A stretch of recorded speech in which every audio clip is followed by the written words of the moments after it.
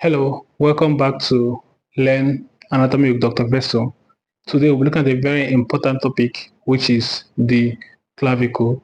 The clavicle is also known as the collarbone, and the functions of the clavicle includes it attaches the upper limb to the trunk. It attaches the upper limb to the trunk. The clavicle have two ends. It have the sternal end and the acromial end. The sternal end attached to the sternum, while the acromial end attached to the shoulder joint. So the clavicle attaches the upper limb to the trunk. We'll get to know about this as we progress in this series on the clavicle. Now, it protects the neurovascular structure that supplies the upper limb. It protects the neurovascular structure that supplies the upper limb, the blood vessels, and the nerves, including the lymphatics that supplies the upper limbs. It transmits forces from the arm to the exoskeleton. It transmits forces from the arm to the exoskeleton. You must note that the clavicle is part of the appendicular skeleton because it attaches the upper limb to the exoskeleton, and it transmits forces from the arm to the exoskeleton.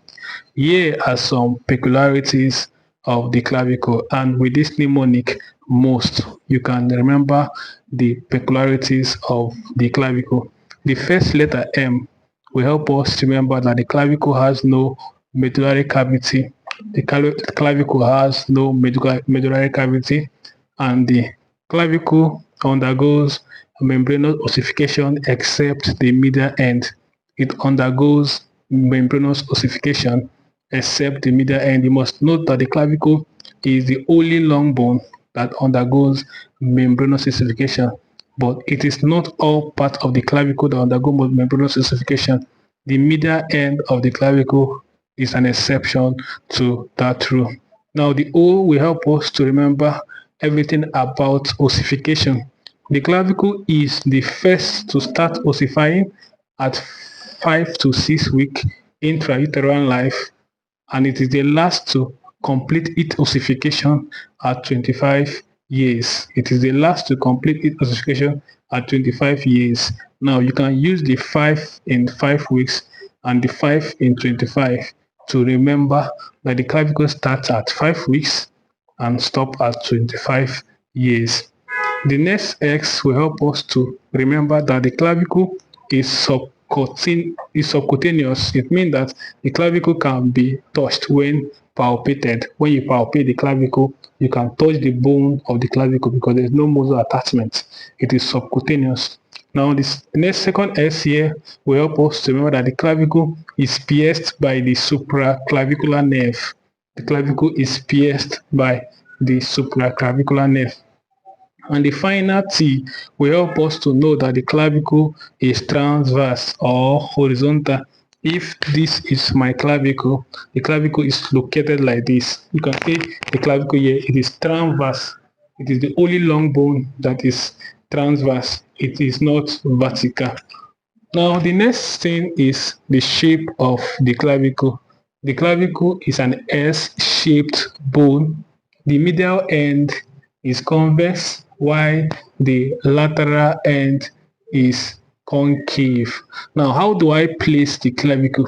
When you hold a clavicle, the enlarged quadrilateral end of that clavicle should be placed on the medial part. This is the medial part. When I hold the clavicle, the enlarged quadrilateral end of the clavicle should be placed on the medial part, while the flattened end of the clavicle should be placed on the lateral part. When you are done doing this, you will observe that the medial end will be convex. It will have anterior enlargement at this point, while the lateral end will be concave. It will have anterior depression at this point. Let me repeat it. The medial end will be convex. It will have anterior enlargement at this point, while the lateral end will be concave. It will have anterior depression at this point.